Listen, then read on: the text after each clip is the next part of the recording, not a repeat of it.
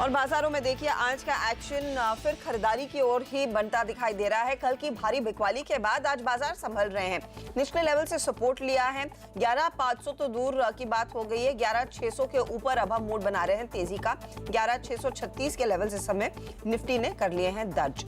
दूसरी तरफ आप देखिए निफ्टी बैंक की चाल जो कल 500 पॉइंट टूटा था, आज 100 पॉइंट की ही सही लेकिन रिकवरी जरूर लौट कर आई है।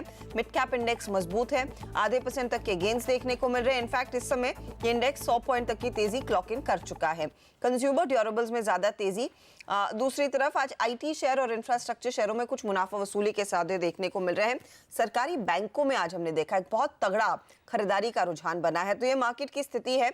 अब यहां से आगे का एक्शन क्या रहेगा, प्रकाश गाबा से जानेंगे, उनसे आज के ट्रेड समझेंगे और साथ ही साथ दीपाली से समझेंगे कि मिड कैप में आज किन स्टॉक्स में सबसे ज्यादा एक्टिविटी देखने को मिली है, जो 100 पॉइंट की तेजी पर आज हम बैठे हैं। लेकिन पहले इस समय का ट्रेड समझ लेते हैं। प्रकाश सर, गुड आफ्टरनून। 11,633, अब हम कॉन्फिडेंट है कि अपनी चाल थोड़ी सी मजबूत हुई है, कल की बिकवाली से हम उभरने की कोशिश में हैं। अब इस समय क्या निफ्टी में तेजी की पोजीशन आप लेंगे? Good afternoon. मुझे लगता है जो आज का लो है काफ़ी हद तक अहम लो है और बैंक निफ्टी में कल का लो वो एक अहम है। जैसे मैंने सुबह बताया था कि मेरा बायस ऑन द अपसाइड है, लेकिन एक क्लियर कट एक बाय और सेल सिग्नल की जनरेट हो गया। आज का हाई अगर क्रॉस हो जाता है तो वहाँ पर बहुत अच्छी बाइंग बनती है और आज का लो भी ब्रेक हो जाता है तो वहाँ पर सेलिंग बनती है। लेकिन बायस जो है रुझान ऊपर की तरफ है, मुझे लगता है यहाँ पर सस्टेन करना चाहिए। ओके तो आप टारगेट ऑन द अपसाइड 11,688 भूल गया मैं, सॉरी। उसके बाद 11,720। ओके तो 660 या 688 आप कह रहे हैं। तो 11,680 जो माना जा रहा था आज अहम है निकालने के लिए, तेजी पकड़ने के लिए, उसके ज्यादा चांसेस दिख रहे हैं और उसके आगे निकलेगा तो 11,720 तक के लेवल्स देखने को मिलेंगे। अच्छा ये बताइए आज अपने स्टॉक्स क्या निकाले हैं, कहाँ ट्रेड लेंगे? दो स्टॉक्स निकाले हैं। एक तो है हेक्सावेयर। यहाँ पर लगता है कि हेक्सावेयर में तेजी है, इसका अपमूव ऑन है, बढ़िया अपमूव है। जो पैटर्न बना हुआ है उसके हिसाब से लगता है कि यस अपसाइड ऑन है। Target on the upside 355, stop होगा 340 का, तो हेक्सावेयर में बाइंग बढ़ती है। और दूसरा है स्टेलाइट टेक्नोलॉजी। यहाँ पर लोअर लेवल से बहुत अच्छे सपोर्ट मिलते हैं, इसका अपमूव रहेगा। ऑन द अपसाइड जो टारगेट है 220 का है, उसे 1-2 दिन लग सकते हैं, स्टॉप होगा 201 का। लेने की और खरीदने की जगह यही है। ओके स्टरलाइट टेक में आप कह रहे हैं तेजी की पोजीशन 220 के टारगेट के लिए। आज याद रखिएगा स्टरलाइट टेक्नोलॉजीज के नंबर्स भी आने वाले हैं तो उस पर भी हमारी नजरें बनी रहेंगी। लेकिन अब चलते हैं दीपाली के पास और ये समझते हैं कि इस समय फिर ट्रेडिंग एक्शन क्या है दिख रहा है स्क्रीन पर। वो कौन से स्टॉक्स है जिन्होंने 100 पॉइंट की बढ़त दिलाने में मदद की है निफ्टी मिड कैप इंडेक्स को स्पेशली? बताइए दीपाली, कौन से स्टॉक्स रेडार पर हैं आज? मिड कैप इंडेक्स दिन के ऊपरी स्तरों पर आ चुका है, आधा % की मजबूती के साथ ट्रेड हो रहा है और 100 पॉइंट्स की बढ़त देखी जा रही है। अलग अलग सेक्टर्स हैं जहां से कंट्रीब्यूशन आ रहा है और सबसे पहले तो जो गेनर्स हैं इंडेक्स के उन्हें आप देख लीजिए। आज हमने जो NBFCs है वहां बाइंग देखी है। DHFL 5% ऊपर है, IB वेंचर्स में 4% का उछाल है, ग्रुप फाइनेंस और बाटा यहाँ भी 2 से 2.5% तक की मजबूती दिख रही है। लेकिन एक समूह जो सबसे ज्यादा दौड़ा है लगातार गिरावट के बाद वो है ADG समूह के शेयर। रिलायंस कैपिटल 8.5% ऊपर है, आर इंफ्रा में 4% की मजबूती है, रिलायंस होम फाइनेंस और रिलायंस नेवल यहां भी 3 से 5% का उछाल देखा जा रहा है। लेकिन PSU bank index day high पर है और ज्यादातर जो मिड कैप सरकारी बैंक है वहां पर अच्छी तेजी आज के सेशन में बनी है। PNB 2% की मजबूती, union bank, Canara bank, bank of Maharashtra यहां भी हम 2%, 2.5%, इनफैक्ट 5% तक की मजबूती आज के सेशन में दिख रहे हैं। तो सरकारी बैंकों के स्टॉक्स में अच्छा रुझान आज के सेशन में बना है। इसके अलावा कुछ और सेक्टर्स भी हैं मिड कैप्स के जहां पर रुझान पॉजिटिव है। रियल्टी उसमें से एक है। प्रेस्टीज एस्टेट आप देखिए 4% के उछाल के साथ ट्रेड हो रहा है। IB रियल में 3% का मूव है। DLF और ओबरा रियल्टी ये भी 1-1.5% की मजबूती के साथ कारोबार कर रहे हैं। तो यहां हमने रुझान पॉजिटिव देखा है आज के सेशन में। इसके अलावा फार्मा स्टॉक्स भी एक्शन में है। आज इनफैक्ट दिग्गजों के साथ साथ मिड कैप्स में भी खरीदारी है। मिड कैप के बढ़ने वाले स्टॉक्स देखिए, ब्लिस GVS 6% ऊपर, इप्का लैब्स में भी 1-1.5% की मजबूती है। नेटको फार्मा तो खबरों में भी है, स्टॉक में 1-1.5% का मूव है और अबॉट भी 1 से 1.5% की मजबूती के साथ कारोबार हो रहा है। आज कुछ रिजल्ट्स भी आने हैं, उन रिजल्ट्स वाले शेयर्स को देख लेते हैं जो कि मिड कैप को बिलोंग करते हैं। स्टरलाइट टेक 3.5% ऊपर है, ICICI सिक्योरिटीज 0.5% ऊपर कारोबार कर रहा है और टाटा ग्लोबल लगातार ये नॉन परफॉर्मर रहा है, आज भी 0.5% नीचे है। आज नंबर्स इनके आने हैं। एक बार देखिए उन स्टॉक्स को जो कि कमजोरी दिखा रहे हैं, यानी आज की तेजी में बिल्कुल पार्टिसिपेट नहीं कर रहे हैं। HEG ग्रेफाइट लगातार टूट रहे हैं स्टॉक। इनफैक्ट 2019 की शुरुआत से देखें तो HEG तो 50% से ज्यादा लुढ़क चुका है। FIs भी हिस्सेदारी घटा रहे हैं। दिलीप बिल्डकॉन और साथ ही एडलवाइस फाइनेंशियल सर्विसेज यहाँ भी 2-2% का मूव है। तो नॉन पार्टिसिपेंट्स कम है और जो पार्टिसिपेशन आ रहा है मिड कैप्स में वो ज्यादातर सेक्टर्स की ओर से आ रहा है। जी हाँ, और जैसे दीपाली मेंशन कर रही थी कि आज मिड कैप NBFCs में काफी जोश देखने को मिला है। शुक्रिया दीपाली उस अपडेट के लिए। और एक स्टॉक का आप जिक्र करते हैं M&M फाइनेंशियल, वो भी स्क्रीन पर लेकर आएंगे क्योंकि इसमें तगड़े तौर पर हम देख रहे हैं ओपन इंटरेस्ट एडिशन फिर होने लगा है। तो कल जो थोड़ा सा शॉर्ट स्क्वीज हुआ था या फिर शॉर्ट की पोजीशन बनी थी वो स्क्वीज होने लगी हैं और निचले लेवल से देखिए स्टॉक में आई है रिकवरी। 424 का हाई छुआ, फिलहाल 421 के लेवल्स पर है। प्रकाश बताइए, पोजीशन मंदी की थोड़ी सी अनवाइंड हो रही है और क्या नई तेजी की तरफ आप इस स्टॉक को पकड़ेंगे? बिल्कुल टर्न अराउंड हुआ है, इतना कह सकते हैं कि पहले वीकनेस, कल तक तो वीकनेस नजर आ रही थी लेकिन आज टर्न अराउंड हुआ है। इसका मुझे टारगेट ऑन द अपसाइड अच्छा लगता है। पहला टारगेट रहेगा 435 का, फिर 440 भी नजर आएगा। स्टॉप होना चाहिए करीब 413 के।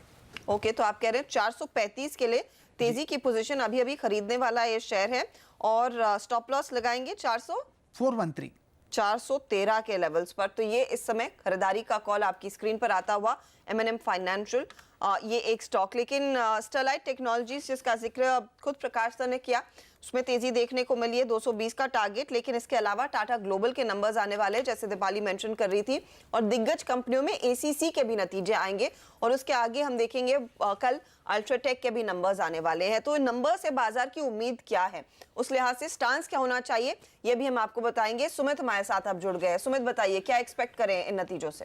शुक्रिया अर्शिता। देखिए, ACC के नंबर्स का, सीमेंट के नंबर्स का आगाज़ होने वाला है और क्रूशियल नंबर्स में जो पार्ट रहने वाला है वो है इनका मुनाफा और रियलाइजेशन, दोनों इंप्रूव होंगे। आय फ्रंट पे करीब 8% के आसपास की बढ़त का अनुमान लगाया जा रहा है। ऑपरेटिंग मुनाफा यानी कि EBITDA करीब 19 से 20% बढ़ सकता है और जो मुनाफा है वो करीब 30 से 32% बढ़ने का अनुमान लगाया जा रहा है। एक तरफ इनपुट कॉस्ट कम हो रही है, उसका बेनिफिट मिलने वाला है। दूसरी तरफ जो बाकी इनके टैक्सेशन बर्डन है वो करीब 32% के आसपास था, जो रिड्यूस होकर 27 से 28% हो जाएगा। उसका भी बेनिफिट कंपनी के मुनाफे के ऊपर आता हुआ दिखाई पड़ेगा। रियलाइजेशन फ्रंट पे करीब 8.5% की बढ़त आएगी, 5028 मिलियन टन के आसपास रियलाइजेशन रहेंगे। वॉल्यूम भी 7.5 मिलियन टन के आसपास रहने का अनुमान लगाया जा रहा है। तो एक अच्छे सेट ऑफ नंबर्स आप ACC के केस में अनुमान लगा सकते हैं। टाटा ग्लोबल के केस में करीब 7% के आसपास की बढ़त कंपनी के आय में रहने का अनुमान है। 14-14.5% कंपनी का ऑपरेटिंग मुनाफा बढ़ सकता है और मुनाफा करीब 10% के आसपास बढ़ने का अनुमान लगाया जा रहा है। टाटा ग्लोबल के केस में जिनका घरेलू कारोबार है वो 5 से 6% बढ़ सकता है और अंतर्राष्ट्रीय कारोबार भी करीब 5 से 7% के आसपास बढ़ने का अनुमान लगाया जा रहा है। थोड़ा सा खर्च इनका कम हुआ है, स्पेशली इनपुट कॉस्ट थोड़ी सी ईज आउट हुई है, उसका एक बेनिफिट इनके मार्जिन पे आएगा। लेकिन मेजरली जो एडवर्टीजमेंट कॉस्ट है और लेबर कॉस्ट है वो इनको थोड़ा सा रिलीफ प्रोवाइड करा सकते हैं। तो इन टोटल अनुमान था टाटा कॉफी के नंबर्स वीक आने का, लेकिन वो अच्छे आ गए, तो शायद टाटा ग्लोबल के नंबर्स भी बेटर साइड पे आएंगे। लेकिन ACC के नंबर ये माना जा रहा है स्ट्रीट की तरफ से कि अच्छे नंबर आ सकते हैं। अच्छे आएंगे नतीजे ACC के और टाटा ग्लोबल में सरप्राइज देखने को मिल सकता है। स्टॉक तो फिलहाल आज एकदम बिना किसी इंटरेस्ट के ट्रेड करता हुआ हल्की गिरावट देखने को मिले। प्रकाश, अंबुजा पर आपने कई दफा बाय कॉल दिया है, ACC का चार्ट देखिए और बताइए क्या नंबर से पहले पोजीशन आप खड़ी करेंगे? ACC का चार्ट ज़रूर देख लेते हैं और बता देंगे। यस, लगता है ये साइडवेज जोन पर है, क्लैरिटी है नहीं और स्ट्रक्चर तो वीक नहीं है लेकिन स्ट्रेच स्ट्रक्चर है। लेने के लिए कॉल जगह अच्छी होनी चाहिए, वो मेरे ख्याल से अब क्लियर नहीं है। ओके, तो नतीजे देखकर शायद फिर एक ट्रेड लिया जाए। स्टॉक में हमने देखा, इनफैक्ट पिछले 1 महीने का चार्ट आपकी स्क्रीन पर लेकर आएंगे और 6 महीने का चार्ट भी, तो उसमें आपको साफ दिखाई देगा कि धीरे धीरे करके इन सीमेंट कंपनियों में कुछ एक्यूमुलेशन देखने को मिला है। देखिए, पिछले 1 महीने में 5.5% ऊपर है ये स्टॉक और 6 महीनों में भी इस स्टॉक में 17 से 18% की तेजी देखने को मिली। तो नतीजे देख लीजिए, फिर एक फ्रेश ट्रेड आपको बताएंगे जरूर। इस बीच रिजल्ट सीजन में अब कई मिड कैप कंपनियों के नंबर्स आ रहे हैं। महिंद्रा लाइफ स्पेसेस के नतीजे आए, ये बहुत ही मिक्स्ड परफॉर्मेंस था। कंपनी की आय करीब 45% बढ़ी लेकिन मुनाफा और मार्जिन पर दबाव देखा गया। अब ज्यादा डिटेल के लिए हमारे साथ है कंपनी की MD और CEO संगीता प्रसाद। संगीता जी, स्वागत है आपका। सालाना आधार पर नतीजे कुछ कमजोर दिख रहे हैं लेकिन क्वार्टर ऑन क्वार्टर इंप्रूवमेंट देखने को मिल रहा है, तो ये समझाइए प्राइमरीली आपके लिए क्वार्टर कैसा रहा है, हाईलाइट्स क्या हैं? तो थैंक यू, आपने काफ़ी गौर से हमारा परफॉर्मेंस देखा, इसके लिए आपको धन्यवाद। क्योंकि यदि हम अपने बिज़नेस को देखें क्वार्टर्स के अलावा हम आपको थोड़ी ईयर के बारे में भी बता दें। आपने देखा होगा वेदर सेल्स हो, कलेक्शन हो, कंप्लीशन हो, ज़मीन खरीदने वाली बात हो, सब में हमने बहुत ध्यान दिया है, जिसके कारण लॉन्चेस भी बहुत अच्छे हुए हैं। लॉन्चेस के साथ साथ सेल्स में भी पकड़ आई है। इसीलिए आपने देखा होगा 67% हमारी इम्प्रूवमेंट हुई है लास्ट ईयर से।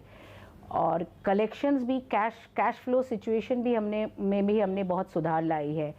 तो ये क्योंकि अभी इंडेस 115 आने के कारण क्या हो गया है कि हमारा जो ऑपरेटिंग परफॉर्मेंस है ना, वो हमारे लिए बहुत ज़रूरी हो गया है, क्योंकि ये लीड इंडिकेटर है जिसके तहत हम फ्यूचर में फाइनेंशियल परफॉर्मेंस देखेंगे।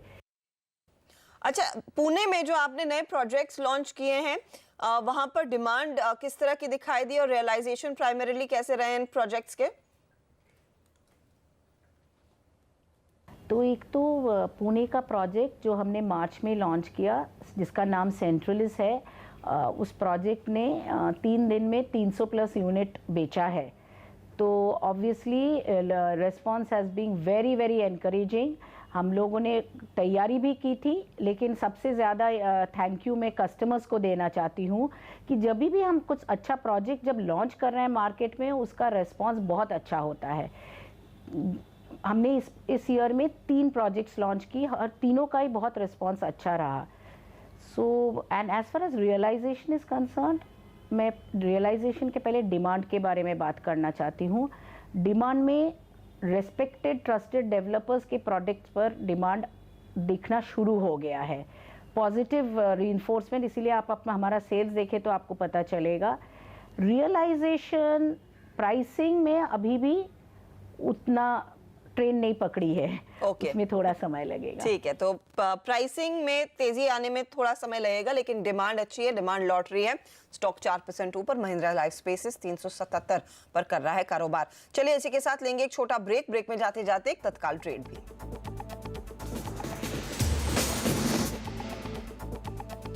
और रेडार पर है L&T टेक्नोलॉजी सर्विसेज। तेजी का ट्रेड लेना है, 1730 का टारगेट रहेगा। स्टॉप लॉस आप लगाएंगे 1685 के भाव पर।